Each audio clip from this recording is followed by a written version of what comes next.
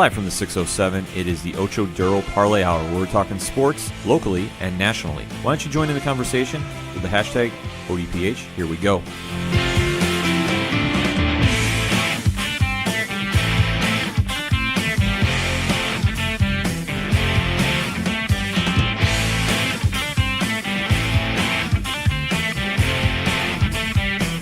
Welcome to another edition of the Ocho Duro Parlay Hour. I'm your host, Ken M. Sitting across from me this week is the one, the only, Padawan J. Hello, hello, hello. Folks, we all have to discuss. Let's waste no more time. Hashtag it up with us. Hashtag ODPH.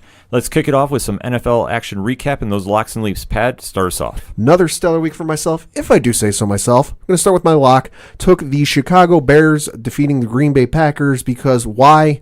Khalil Mack. Enough said. Chicago Bears did deliver on that guess by myself, winning the game 24-17. Good game from Mitchell Trubisky, 20 of 28 for 235 yards, 2 touchdowns. You know, the Bears this season have been a big surprise. Oh, yeah. I didn't think the addition of Khalil Mack would have swayed them into Super Bowl contenders this fast. I thought he would have some sort of an impact. I thought he'd have an impact. Because he's going to come in with a chip on his shoulder, everything coming out of Oakland and all the nonsense on that side of the country with that team. I figured he'd come in with a chip on his shoulder and he'd play a little harder than he normally does.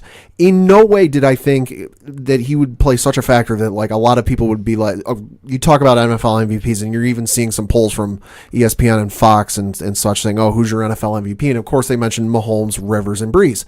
And I keep seeing people go, you got to throw Khalil Mack in there. At no point when we did our preview show did I say a defensive player is going to factor in for NFL MVP. No, but he has definitely earned the case. Yeah. Without question. You can't have an MVP candidate race without putting Mac's name in the hat. He's got more sacks than some teams. Absolutely. He has just been the factor that's really pushed Chicago over the hump. And now with this win, they have clinched the NFC North. Yeah, the monsters of Midway are back. Absolutely. Winning 24-17 and especially beating their most hated rivals, the Green Bay Packers, has just been insane. And Trubisky came back, thrown for 235, 2 touchdowns. He looked great. Jordan Howard got the ball rolling on the ground, 60 yards and a touchdown. And for the Bears, this is just such a huge win for them. Mm-hmm. And just to get off, back into the playoffs and get off of the shadow of the Green Bay Packers. Oh, yeah. Because I know this season, and we even said on the preview show that we thought the Packers were going to get in there. Now the season is definitely over for them. Oh, yeah, no, it is. And I know with the Chicago, I know I said during the preview show that, I kind of figured them to finish bottom of the division because, what have they done to really improve themselves? Of course, that was before Khalil Mack showed up, but still, never expected this out of them. No, definitely not. Mack has just been such a dominant force and just really taking it to their rivals, the Packers. That's like the biggest key selling point, too, because they have never been able to really kind of get out of Aaron Rodgers' shadow. Now, Rodgers had a great day, too, in his own right, thrown for 274. But still, the fact that they went through and they clinched the playoff spot by beating Green Bay is just really showing of where Chicago is right now. And especially with Trubisky, who is finally, I'm not saying he's the guy officially, but he's playing like he is in Chicago. Like he might be the key to get him over the hump. He's having a good year. Let's not, give him his due. He's having a good year, if not a great year. Mm-hmm. But we've seen this before in the NFL where quarterbacks come in, they have an okay couple of years, and then the wheels just absolutely fall off in the worst way possible, and then you never hear from them again. Right. And Trubisky is definitely playing solid enough that he's getting the team wins when they need to. Yeah. When he's got to go up against the Drew Breeses and the Jared Goffs in the playoffs, this is going to be the true telling point, though. Mm-hmm. And especially with how contested the NFC playoff race is and their wild card race, too, you figure that Chicago is going to be a 3 or 4 when it's all said and done. Right, and this is the first time that I can remember in a long time in the NFL where there aren't two teams that, are clear-cut, okay, yeah, they're going to go the whole way and get to the Super Bowl. You had some teams earlier in the season and throughout the season. Kansas City's won, the Rams are one, but they've kind of come and gone. It's up and down. The NFL playoffs are wide open. Oh, yeah. I don't think there's a definitive lock to win the Super Bowl. No. There's a lot of good teams this year. I mean, this is one good thing about the NFL is there's a good amount of parity between most of the teams. Yeah. There's some that are definitely out of the playoff contention, but the ones that are in, you can't really say that one definitively is going to go all the way in without any trouble. Yeah. You can't. I mean, take a look at either division, the AFC or the NFC. Yeah. I mean, that's the great thing about this. So for Chicago to sneak in, and definitely, I'm not saying they're flying under anybody's radar because that's definitely not a true statement. But they're making quiet wins that they're really going to surprise some teams when they get into the playoffs, I think. I'll say people are focusing a lot on Khalil Mack, and understandably so. Right. But the talk when you refer to the NFC has been mostly the LA Rams and the New Orleans Saints. You really, other than Chicago clinching the division, and it's the first time since 2010, you're really not hearing that much about Chicago and coming from Chicago. Right.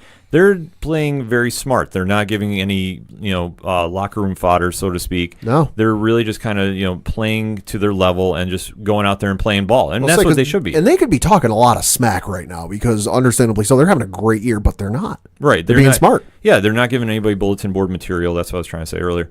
But they're just playing solid, and they're just being very humble about it, too, when they're going into games. Mm-hmm. Like I said, they're not doing anything real flashy. They're not doing anything to really steal headlines. They're just playing solid football. And Khalil Mack definitely has to be in the MVP candidate race. And games like this prove it. I will say this about the only thing off the field that the Chicago Bears have had in the headlines the last couple of weeks was the ugly Christmas sweater Mitchell Trubisky was wearing while going to the game on Sunday. That was incredible. Yeah, that sweater was incredible. Can't even lie about that. If you haven't seen it, look it up. Definitely. So, Pat, how about your leap? Well, for my leap, I was looking at the Cleveland Browns and the Denver Broncos game. Chose Cleveland. Cleveland pulled it out for me. 17-16 win. Decent day from Baker Mayfield. 18 of 31 for 188 yards, 2 touchdowns, 1 interception. Case Keenum had a 31 of 48 day for 257 yards, no touchdowns, 2 interceptions. Don't count out Cleveland just yet. Nope. This was a great win for Cleveland. This is one that, like I said, at this rate, they need a lot of luck to get into the playoffs. Like a stupid amount of luck. But it can happen. Trust me, as a Bills fan, I could tell you last year, we had it happen for us. Oh, yeah. So I'm not saying it's impossible. But as we said on previous shows, Cleveland is playing with a newfound swagger, and they're definitely hanging in the games and beating teams that have given them problems in the past. Oh, yeah. Denver always has. Oh, yeah. I mean, I can bring up stats like the drive and the fumble, and I don't want to hear it on social media. I'm bringing up way past situations. Yeah. But Denver has always been a thorn in Cleveland's side. Right, and while Denver's offense has really not been anything stellar to write home about, their defense has been good. Yeah, their defense has been lights out. And for Mayfield to have a game like he did, he's definitely keeping the team involved and definitely giving them a fighter's chance to win. Yeah. And that's really what you want from your drafted number 1 quarterback.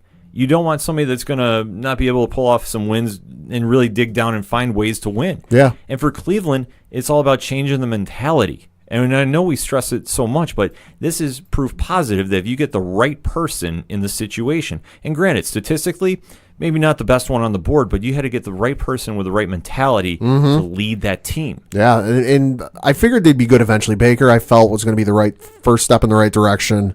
He's going to change the culture there. But at no point did I think, oh, yeah, we're going to be sitting here almost the end of the season, and they're 6-7-1. That I never thought that. No, I mean, I had them going, and on the playoff show, or preview show rather, I did have them going to the playoffs. I figured they could sneak in at 8-8. Technically, if they didn't have that tie, that was going to be a possibility. Yeah. But for Browns fans, you got to be happy no matter what. Absolutely. The fact you're still in contention and going to Week 16, that is saying something after the past years of just torment you've had. Yeah. And like I say, Mayfield is the guy. Nick Chubb has definitely earned the starting job as running back. Absolutely. And I don't think they need to go out and get a free agent like a Le'Veon Bell in the offseason. No, don't need him. No, you don't need him. You definitely need a little backup for him, just to kind of give a little change of pace back, I would get. But I would not go breaking the bank over any free agents. If anything, I'd say you might have to look at your wide receiver core. I was just thinking the same thing. If you really want to stretch it. But their core is not very flashy, so to speak, but they're definitely putting up numbers. They're definitely making clutch catches when they need to. Yeah. And the defense is playing very solid. I mean, that's what you want. And for Cleveland, this is a huge win. Huge. For Denver, not so much, because Denver, they have that great defense, but that offense isn't clicking. I mean, even Philip Lindsay their running back there only had 24 yards on the ground. On 14 carries. Yeah, which is very tough, but it just goes to show, I mean, how the balance has shifted for Cleveland. That they're able to shut him down, Yeah. which he is having a great season. I mean, it's truly telling. And for Denver, I mean, they're going to have a lot of work to do in the offseason, I imagine. I don't know exactly if they're still going to have the same head coach. I think I could see a change happening there. I can see that happen. I mean, you look at things in Denver, and they just seem to be. It seems to be a wholesale changing of the guard, albeit not at the same time. But yeah, I definitely think it's going to be a new head coach. Yeah, because they definitely have to get help at quarterback. I mean, on the offensive side of the ball, they need a lot of work. Yeah, oh yeah. That's just it. I mean, the running game is probably the only thing I'd say is pretty solid at this point. Granted, their wide receiver core has had a lot of injuries this year. Well, plus they traded away one of the receivers during the year. I forget who it was at the moment. Demaryius Thomas. Thank you. It was they traded away Demaryius.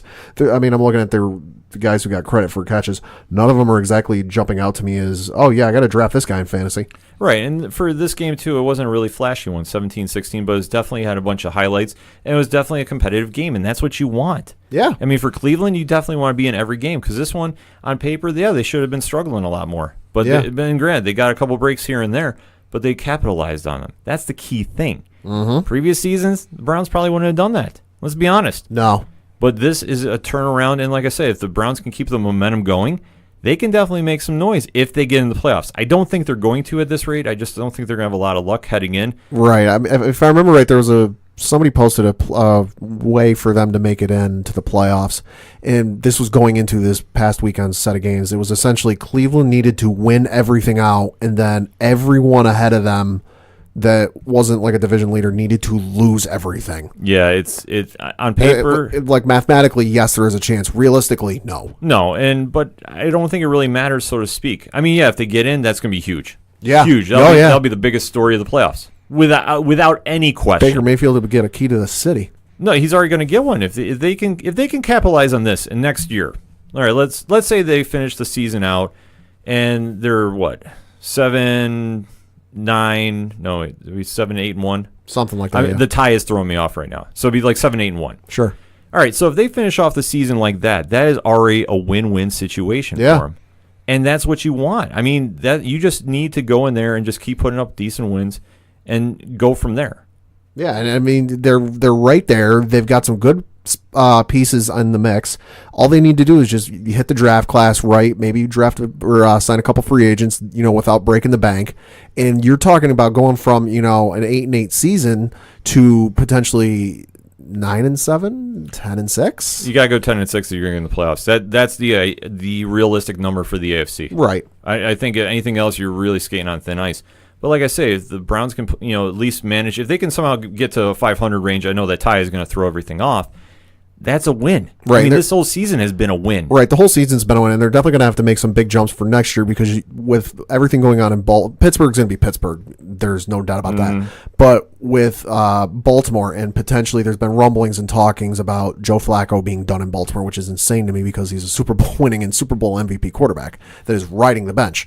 But that aside, there's talk that he's done and no longer going to be in Baltimore. Baltimore with a full season of Lamar Jackson is a complete X factor that we can't really foresee. Right, but it's the Ravens, and I never count them out. I mean, That's true. If there's anything from Baltimore football, they will establish the run. Oh yeah, one way or another. If they're going to have a mobile quarterback too, that's going to be just an additional factor for them, and that defense is going to be solid. Oh yeah, that's the two certain things you can always bank on in Raven football. And for the Browns, if they want to keep up with everybody, they're going to have to make some moves here and there, but they're definitely stepping in the right direction.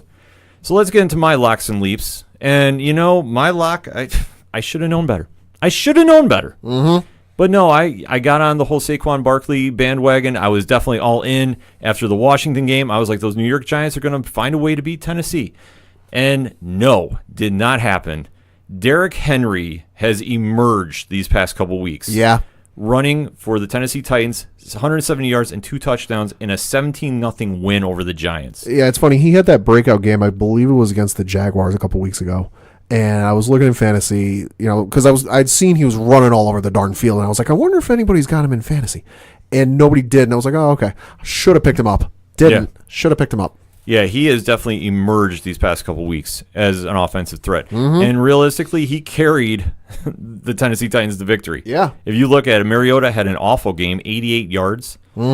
And, I mean, really, there wasn't anything else to really report on the offensive side of the ball for Tennessee. Right. But that defense has played solid all year. I mean, that's the one thing I think Tennessee's record of 8-6 now doesn't really reflect. Right. They play solid games. They're not really blown out in any game they're in. I mean, they lost by 1 point a couple weeks ago against the Chargers, 20-19. The Chargers beat them. I mean, somebody described this to me, and it's a very appropriate comparison. Tennessee is very much Jekyll and Hyde. You really don't know what you're going to get because, I mean, you look at their past records. Like I said, they lost to the Chargers. They lost to the Ravens. They lost to the Bills. But then again, this is also the same Tennessee Titans who blew out my Patriots 34-10. Right.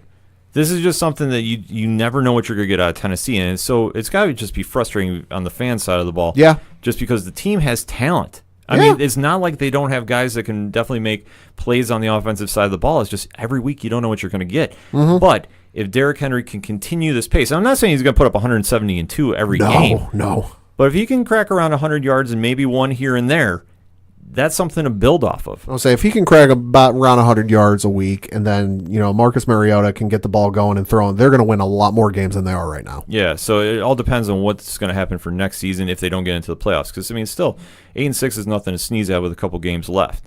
And for the Giants, like I said, I thought that they were going to definitely start turning the mark. I mean, definitely not make playoffs, but I thought they were looking in the right direction. But right. Eli threw for 229. Saquon ran for 31 yards. I mean, it was just a frustrating game. Yeah. And, I mean, really, there's nothing you really can say about it. I know it's been confirmed that Eli will be back next season from reports we were hearing. Yep. So the Giants will have some work to do in the offseason and really kind of just build from what they have. I mean, Barkley had a great year for them as, their number 2 draft pick. Or number 1 first round, but number 2 overall. Right. So they have some pieces. They definitely have some work to do. I think that offensive line needs some tweaking out. I know Coach Duffy will have a lot to say about that next time he's on the show. But for them, they have a lot to go, moving forward to get back in playoff contention. Right, and I know you brought up Tennessee in the playoff contention. They're very much still in it. I mean, I'm looking at the playoff standings right now. They are currently listed at the 8th seed, but then it's also Baltimore's the 6th seed, Indianapolis is the 7th seed.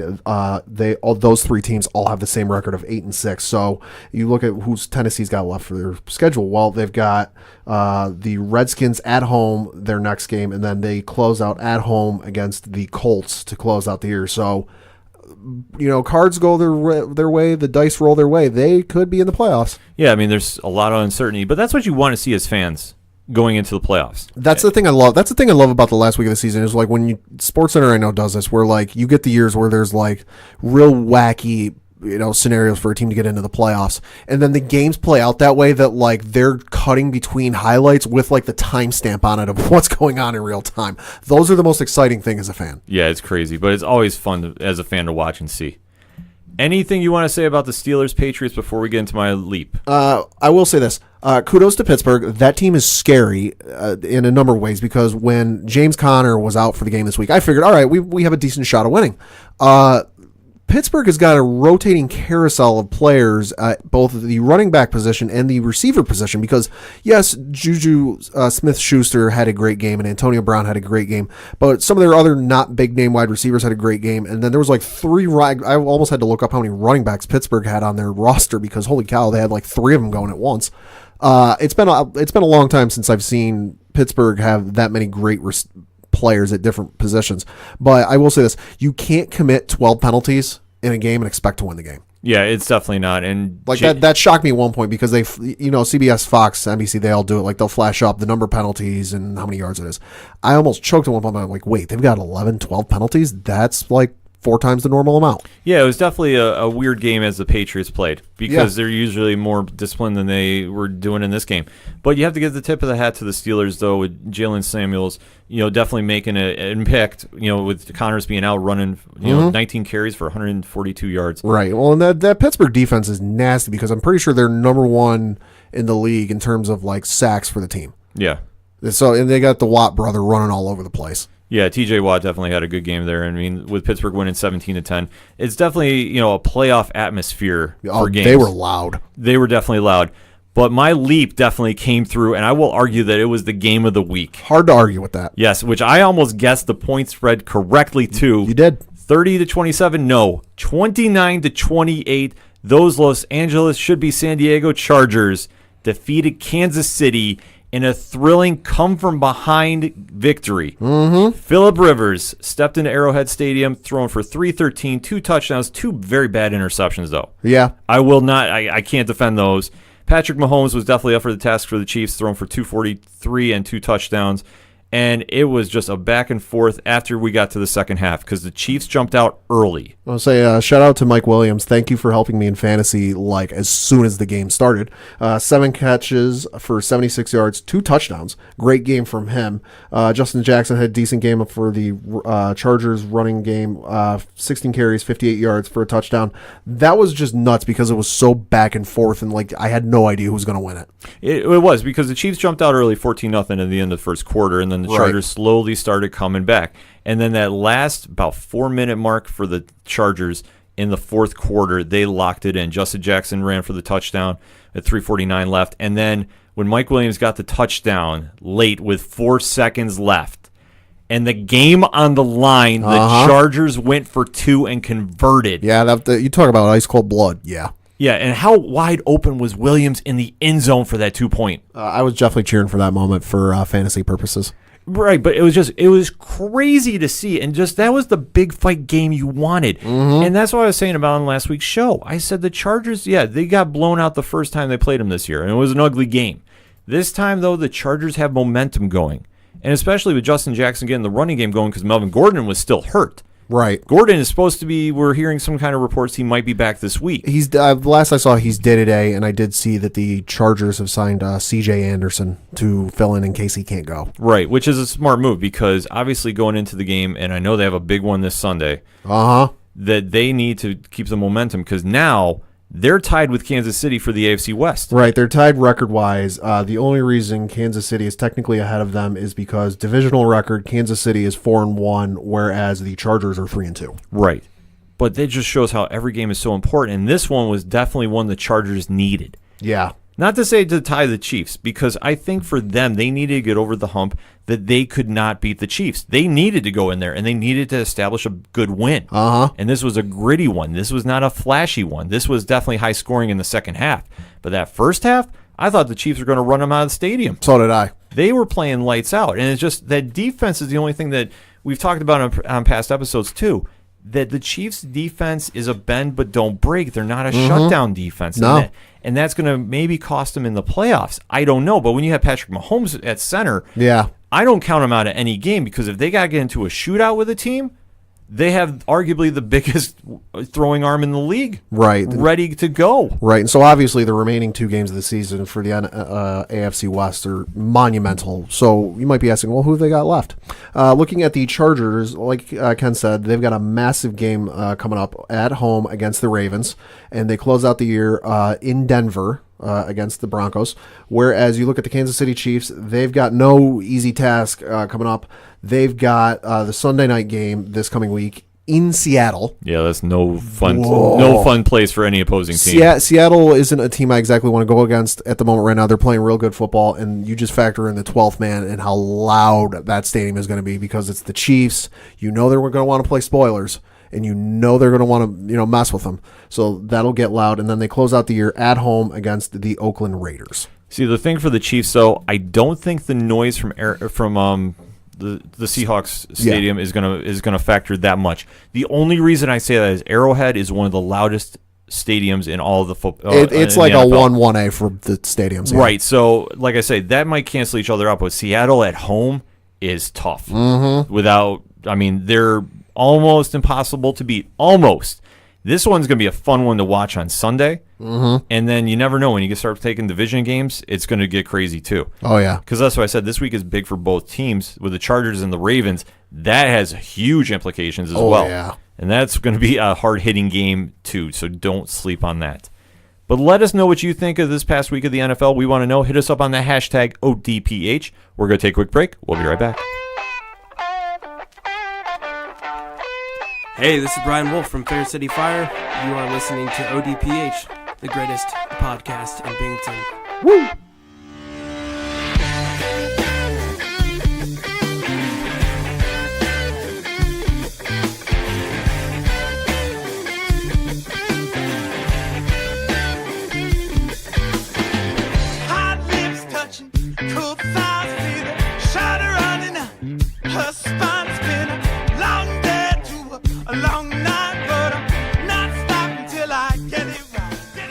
Come back for segment number 2 on this week's ODPH, and we got to talk a little UFC action. Now, there was a big card this week on FS1. It was the last UFC FS1 card. Yep. And definitely had a solid main event, too, in the lightweight division. Oh, so you look at the names on this, it's, wow, that's actually a really good card. You had Al Iaquinta versus Kevin Lee, Edson Barbosa versus Dan Hooker, Rob Font versus Sergio Pettis, and then Charles Oliveira versus Jim Miller. That's all on your main card. That is a stacked card, and especially a great way for them to leave the Fox network, since obviously they're making their move to ESPN in 2019. But to recap the card, though, Charles Oliveira got another submission. Yeah. And he has now set the record, I believe, with 12. Yeah. I mean, it's just crazy, especially over Jim Miller, who's always a game for a fight. And Oliveira definitely is making some noise.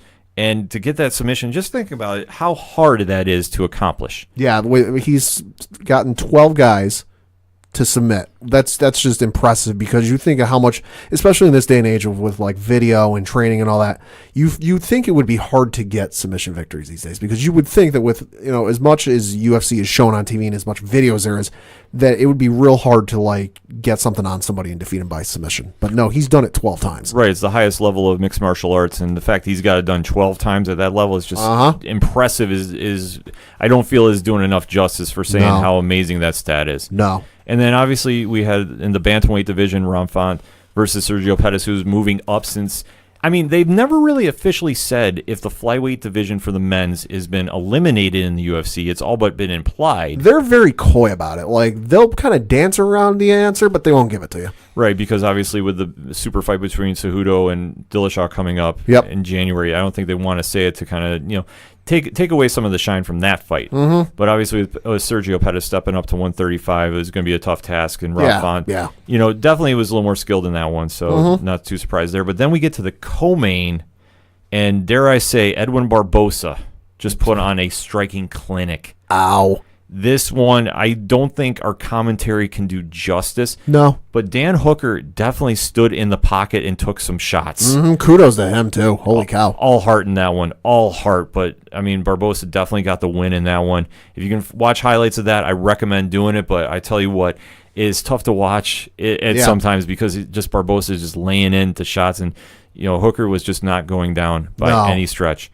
And then you get to the main event. Al Iaquinta, who is definitely got a lot more eyes on him since his step-in fight for taking on Khabib, which on short notice. Yeah. And Kevin Lee is no joke at 155 either. He's definitely well known in that division. Yeah. So that was a highly contested one, and Iaquinta won the decision on that one. And dare I say, I mean, I agree with the judges on that. Yeah, judges had it 48-47, 48-47, and 49-46. Yeah, which I think they got it right. I definitely, Iaquinta imposes will. I mean, it was a close fight, don't get me wrong, but I think in the later rounds, that's why Iaquinta took over. Yeah, I mean, for me, this wasn't a fight that, like, going into it, I was real amped up and jumping up and down, like, I can't wait to see it. I was like, okay. But it ended up being a lot better than I thought it was going to be. Yeah, I mean, both those guys are very respected names at the lightweight division. But just for the casual fans, they might not be so much into it. But, I mean, for us, it's like I definitely was excited to see the fight. And definitely, it went the way I thought it was going to go. Yeah. Because I think Iaquinta's fighting at a different level. I think when you get into those main event fights, especially one with that was really high profile for a lot of different reasons against Khabib. Because there was more eyes on it than normal. Right. For different reasons, too, because it was the whole Conor incident. Yeah. This one was definitely something that stood out, and it's just for him, it just kind of seemed like that fight, that when we say there's a good loss in MMA, that was a good loss for him, because now he looked very sharp in this one. And now I don't know where he goes after this.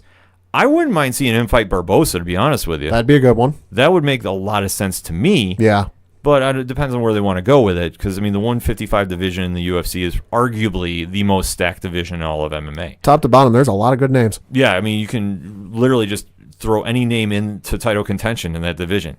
And that's saying something about the quality of the fighters in that division. So going into that, like we said, that is the last fight card for Fox Networks with the UFC. And for Pad, let me just ask you this.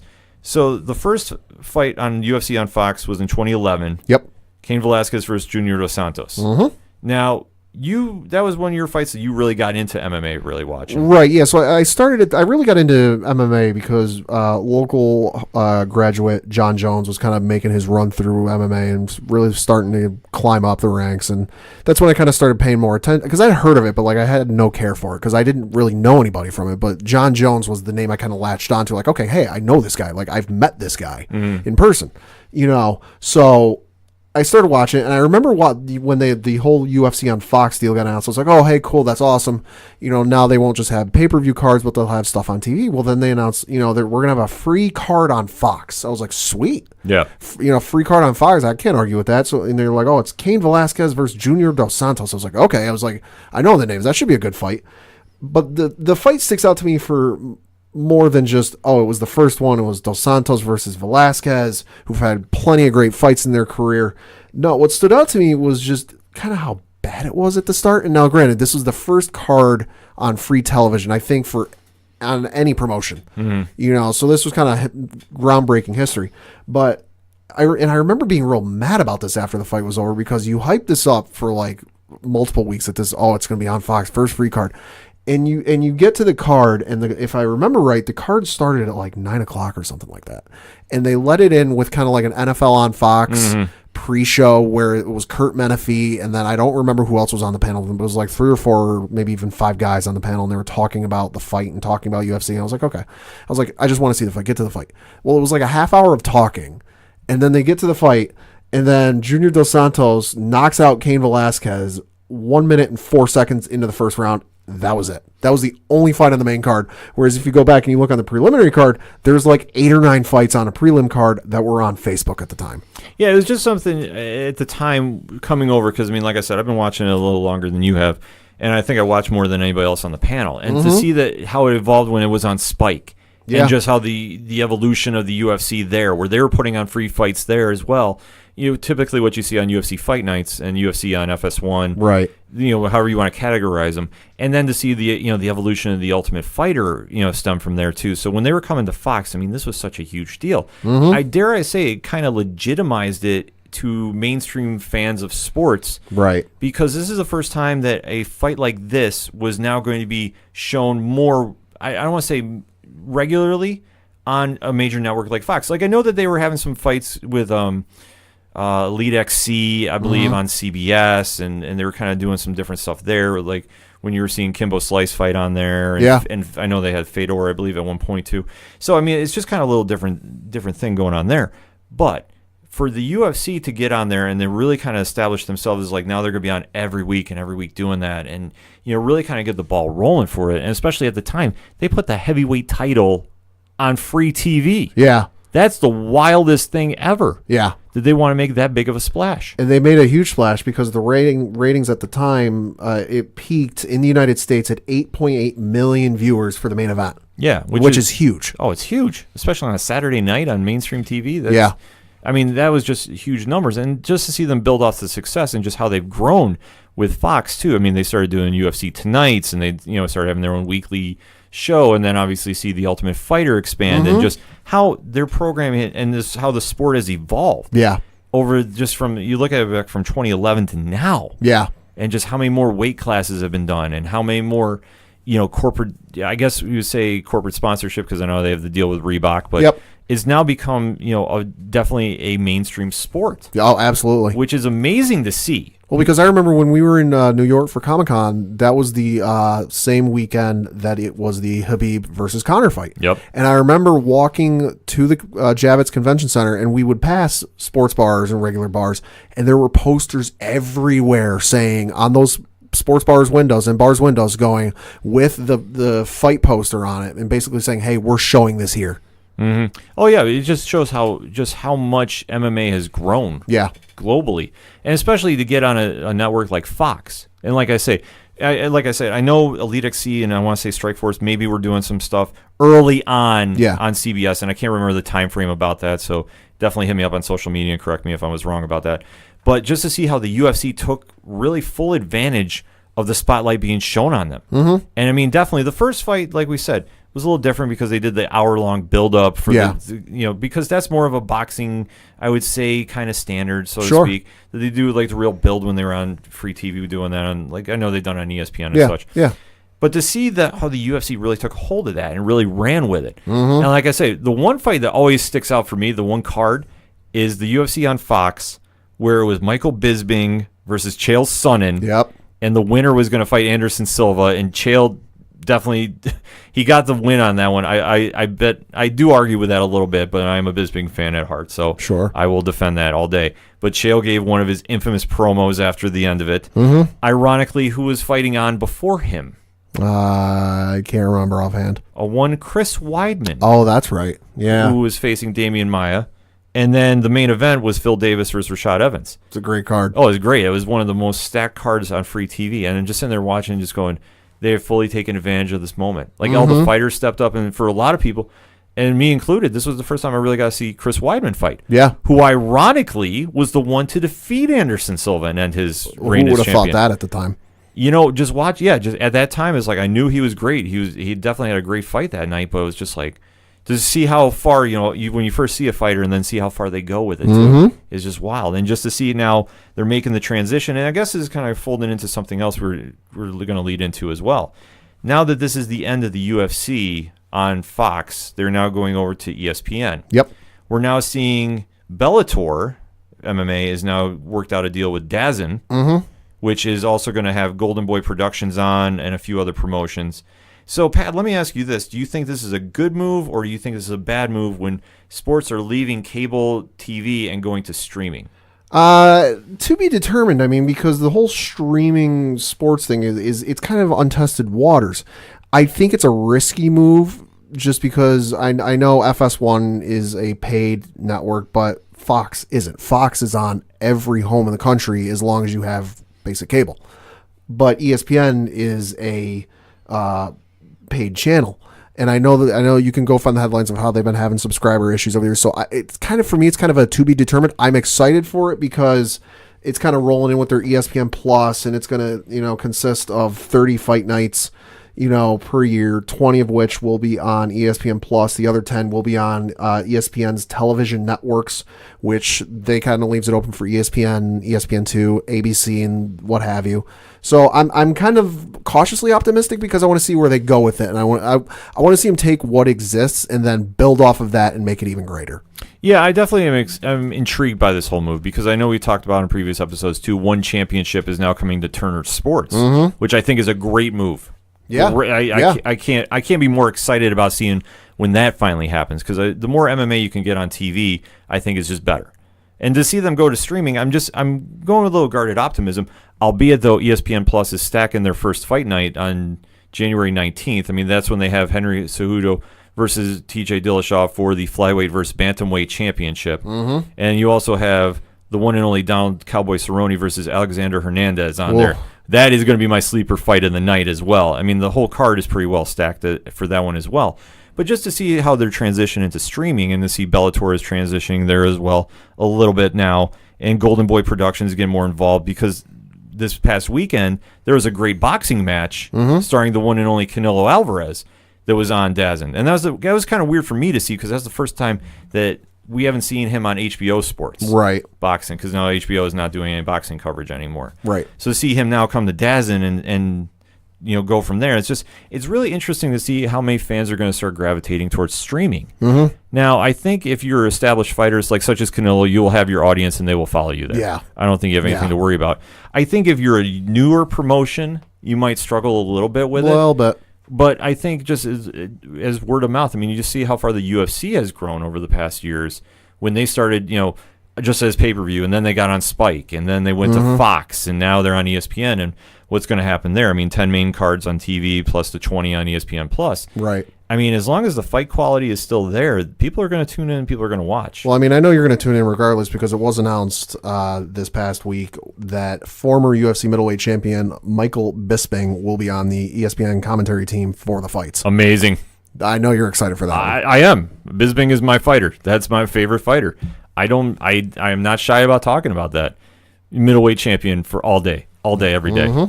But anyway, getting back to the whole point though. seeing where the evolution of MMA on TV is going and now the streaming services is going to be something really interesting to watch. And just as long as the fight quality is up there, Yeah. it's really going to kind of really set the tone for, is this going to be a fad, or is there going to be more gravitation towards coming back to TV? I'm Right. excited to see what happens with it. I just am very excited to see if the same coverage that the UFC had grown with Fox is going to grow even more with ESPN, or is it going to say stat quo? Because I know that I don't know if they're going to do the Ultimate Fighter again.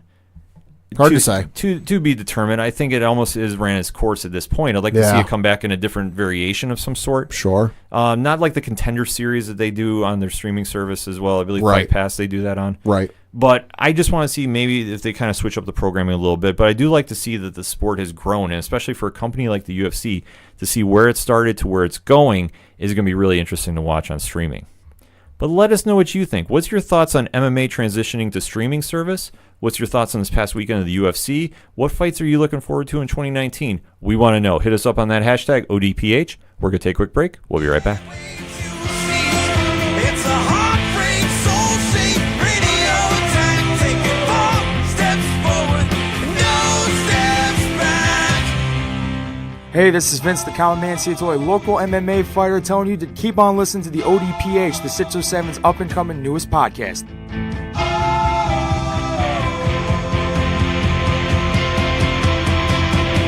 We knew right where we'd be, floating on the airwaves, you see. It's a heartbreak, soul-shaped radio attack. Taking 4 steps forward and no steps back. We knew right where we'd be. Coming back for another segment on this week's ODPH, and we're going to start a little early, rounding those bases. Pad, what you got? Well, a little interesting thing hit the wire over the weekend. Surprised many, or the other day I should say, surprised all of us here on the panel, including Coach Duffy, who couldn't be here.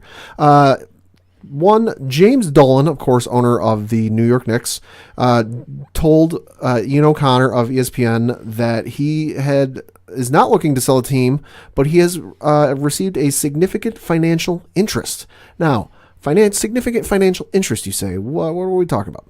Well, he hasn't really put the team up for sale, but he's put some feelers out there. However, he's gone about that. And the number that was thrown around, or the proverbial number that the feelers, quote unquote, felt out, was $5 billion. Wow. And he still has the team. There's a lot of different thoughts right now. Uh-huh. Like, $5 billion is a lot of money. Yeah, you could do a few things with it. You definitely could. So if Dolan's waiting for a higher price, I think if he was truly meaning to sell the Knicks, I think there is going to be a group that might come up there and go match. Probably. And go throw a number up there. I couldn't even tell you what. I mean, to turn that much down, I don't even want to think like what the number possibly could be that he's thinking. Because according to Forbes, it's $4.8 billion for the Dallas Cowboys. Yeah. So for the Knicks, I would say around $10 billion. Yeah, I will probably do it. I'll throw it out there because for the Knicks and the historic franchise, New York City, Madison Square Garden. If $5 billion isn't going to be the number, I'd say 10.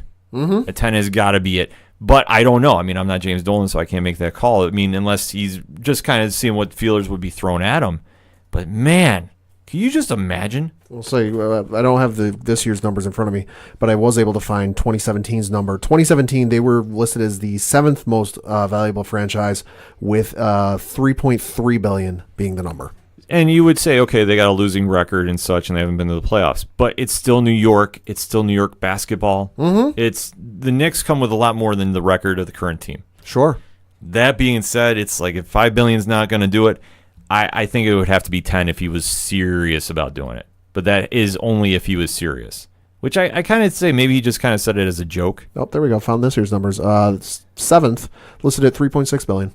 Still, like I say, if he's not willing to go for 5, it's got to be 10. They're worth more than the Lakers. Not much, but they are. Right. It's just something about New York basketball. That's why I say it's the Knicks. It's Madison Square Garden. It's the history. It's everything that comes with it. And especially if you're the owner that turns that team around. Oh yeah, you are beloved for all time. I stress this, and I can't stress this enough. If the Knicks win a championship, that will trump anything recently done by the Yankees, the Giants, and the Rangers. And that is saying something. Yeah, So my personal opinion that if the Knicks win the championship, and especially if you're the owner that puts that team together, legend. That'd be on par with Cleveland, the Cleveland Cavaliers winning a championship in Cleveland, like just how nuts it would get. It'd be bigger. Yeah. It'd be bigger. It would arguably be the biggest celebration in pro sports in a major city Yeah. that in recent memory. I like I say, I remember when the Rangers won the Cup and how it shut down Manhattan. The Knicks would be bigger. It'd shut down the boroughs. It would shut down pretty much all of upstate too. Yeah. Like just to stretch it out, because when the Knicks win and the Knicks are in that contention, if they get there, all right. Like I don't even want to get ahead of myself because I'm going to give myself false hopes because this season is still going on. We got ways to go till next season and free agency. But now that we are going into the Christmas week, Yeah, we are. and dare I say, this is a lot of times where quote unquote the games start to matter or the season begins in a lot of fans' minds. Yep. What are we looking at for Christmas Day? They are real good, as they usually are every Christmas. So looking at the games, starting off at 12 noon, all times Eastern, you have the Milwaukee Bucks with Giannis Antetokounmpo against the aforementioned New York Knicks. Good game. Then at 3 o'clock, you have the Oklahoma City Thunder at the Houston Rockets. That'll be a good one. Then at 5:30, you have the Philadelphia 76ers, trust the process, at the Boston Celtics. 8 o'clock, you have the Los Angeles Lakers at the Golden State Warriors. Then closing out the night, 10:30 p.m., Portland Trail Blazers at the Utah Jazz. Nothing to sleep on, folks. No. All of those are great games. Yeah. All of them. And especially you look at what the Milwaukee Bucks had that game with the Knicks a couple weeks ago where there was a whole dunk and step over thing. And Yeah. circle that one on your calendars. I think Giannis is going to be looking to drop at least 50. Easy. At least 50. They've had this circled up in Milwaukee for this. He's going to start making it look like the dunk contest in there. But I tell you what, the one I think is going to stick on everybody's mind is LA with LeBron playing Golden State. I think the other one that you really got to circle at, and probably the one I'm going to watch probably more heavily, is the 76ers at Boston. Potential Eastern Conference Finals preview? Maybe. Maybe, because you got to remember Toronto is playing at such an elite level right now True. that I don't think anybody realized how good they were going to be. And especially like when they got Kawhi, I think everybody thought they were going to be good, but not this good right away. Yeah, they're 23-9. Yeah, 23-9, and especially going into, I don't want to say it's the midway point, but now when the Christmas Day kicks off, this is when teams are really going to start making the moves for the playoffs, and really you're going to hear a lot more trade talk, I guess. Yep. And just like for a fan, this is like when the games really start picking up, because now Christmas Day, this is what everybody watches. Oh, yeah. Without question. I mean, you watch your Christmas movies, sure, but if you're a sports fan, you watch the NBA. No matter who is on, you watch these games. And like I say, there's no bigger game, in my opinion, that's going to be LA versus Golden State, but I definitely like that Philly-Boston game too. Yeah. And especially with Jimmy Butler there too, I think they're going to want to make a statement win, because like I said, this is arguably the biggest day of NBA regular season of the year. Yeah. Arguably. And no team is going to want to get blown out by 30. No. In any question.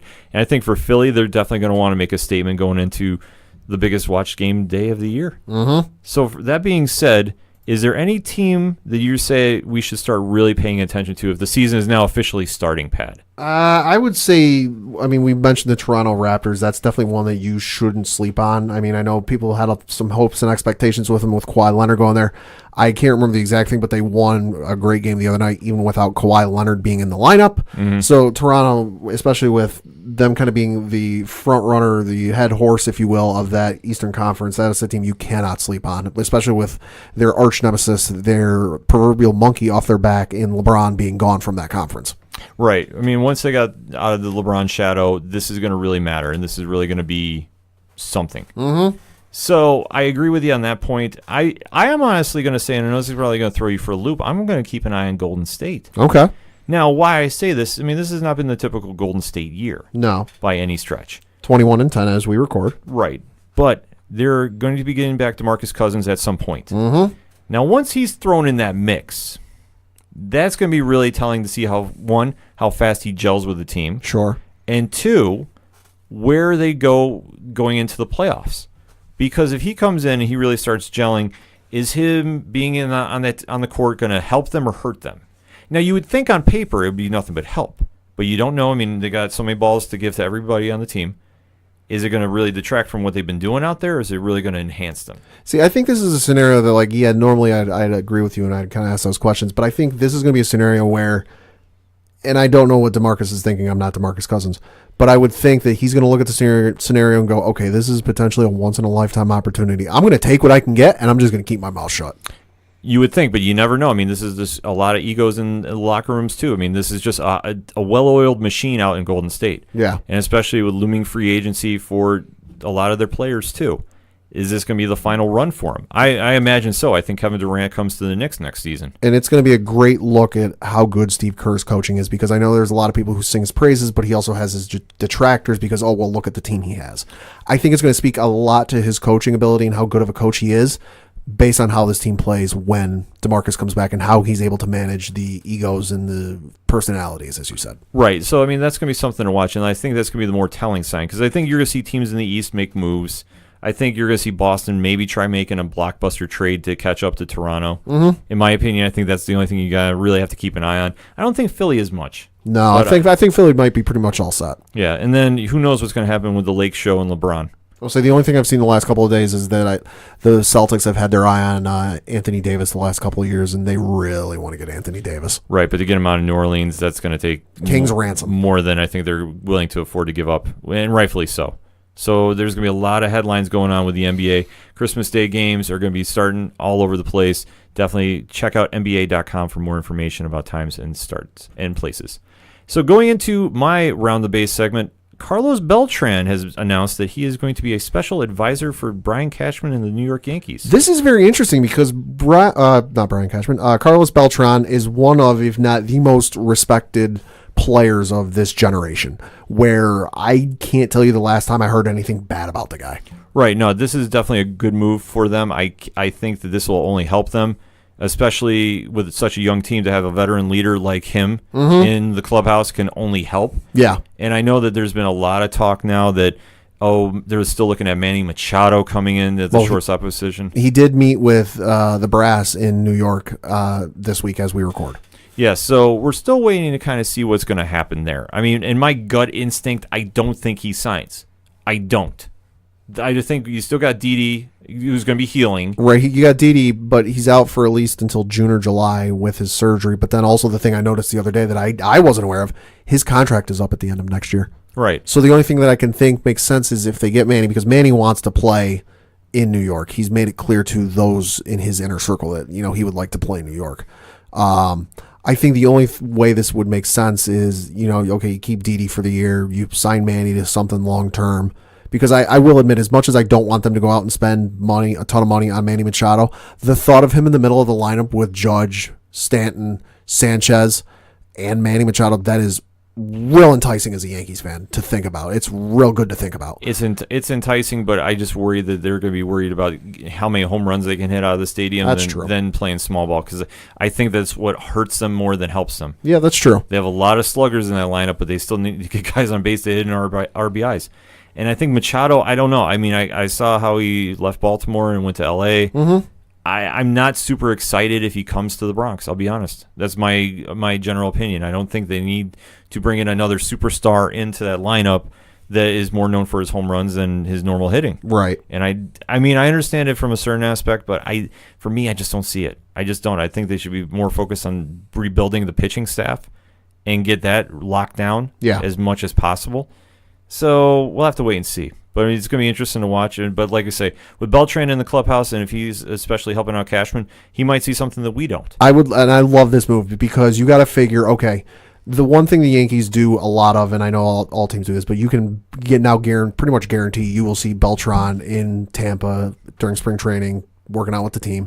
My guess is when you say special advisor to Brian Cashman, what's that exactly entail? My guess is he's going to get sent out on like scouting stuff or player evaluations. If let's just say the only first name popped into my head, Yasmani Grandal. If they're looking at possibly trading for him, I can see Cashman going, you know what? We're looking at Yasmani Grandal. Footage only tells us so much. Go out, watch him play a couple games, and tell us what you think. Yeah, it's going to be really interesting to watch. I mean, free agency is definitely picking up in Major League Baseball. Uh-huh. But let us know what you think. Hit us up on the hashtag ODPH. We're going to take a quick break. We'll be right back. 2, 3, 4. Hey, this is Johnny Moose from Excite Wrestling, and you're listening to the ODPH. I didn't mess it up. I thought I would. Right now, back to the guys.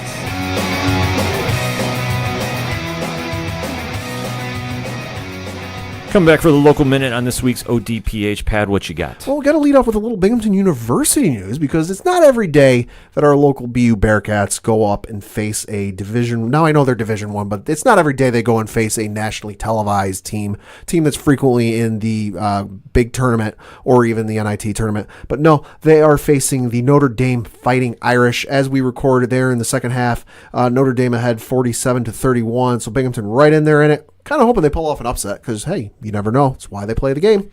Definitely be very interesting. We're not sure if that's where Coach Duffy is tonight. And it's entirely possible. It's possible. He was there a couple weeks ago in South Bend, so you never know if he wouldn't decide to go back out there because he is celebrating the college playoffs a little early. Switching over to Binghamton Devils news, of course, this last week, they split their games last week didn't split. They went 2-1, winning a game Wednesday the 12th against the Americans in a 5-1 score. Came back Friday in Utica against the Comets and lost 5-2. And then came home Saturday for that big game against the Bellevue Senators and won 3-1. Looking forward to this week. They've got games against the Marlies. They come home Friday night again for a game against the Bruins. And then Saturday night, they are, the 22nd, they are going back to Utica to play the Comets. Definitely check them out if you get the chance, binghamtondevils.com.